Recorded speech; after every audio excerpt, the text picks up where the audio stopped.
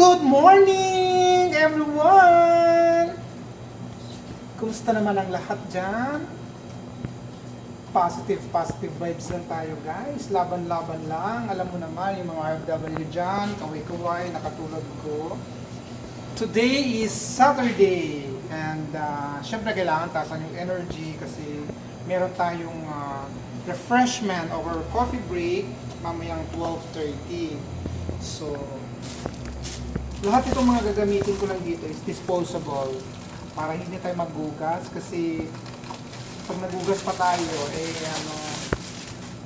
ma-allergy tayo sa sabon at saka hindi naman ganun ka VIP yung mga pakakainin natin ngayon. Kasi yung pinapakain natin ngayon, guys, yung mga nag-training ng mga 2 days na course. So sila yung pakainin natin. And for safety na din, kasi alam mo naman ngayon, gusto ngayon yung sakit. So mas maganda yung tig-isang piraso ng cups na lang para siya lang ang nakakahalik dito. Pagkatapos niyang mahalikan, itatapon na natin siya agad. Hindi na tayo maghugas. So ganito lang, guys, yung gagawin natin. Tapos mamaya din meron tayong dito, pagkain. So maglalagay tayo ng food dyan. Tapos dito naman tayo ngayon, maglalagay tayo ng kape, magsasalin na tayo ng kape. Ayan, guys. Kasi magsaserve tayo ng brewed coffee.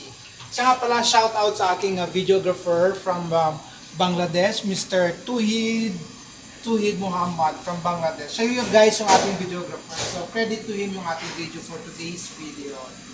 Like and comment and then subscribe. Thank you, Mr. Tuhid, for promoting my small YouTube channel. God bless. Ayan. So magsasalin tayo ngayon ng ating brewed coffee dito kasi dito lang sila kukuha mamaya. Okay. And then pagkatapos niyan, syempre gagawa tayo ulit ng panibagong kape naman.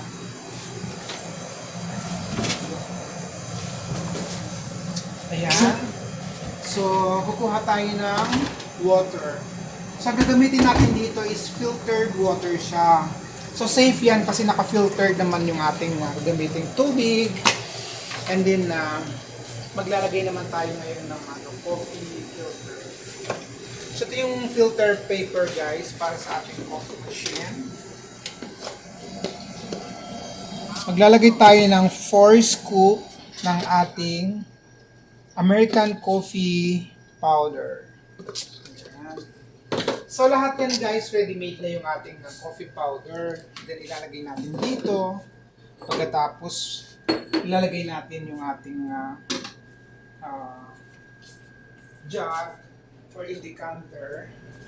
And then sinusukat ko yung ating tubig. Kasi ito, guys, 1.5 liter lang yung ating ilalagay sa ating decanter.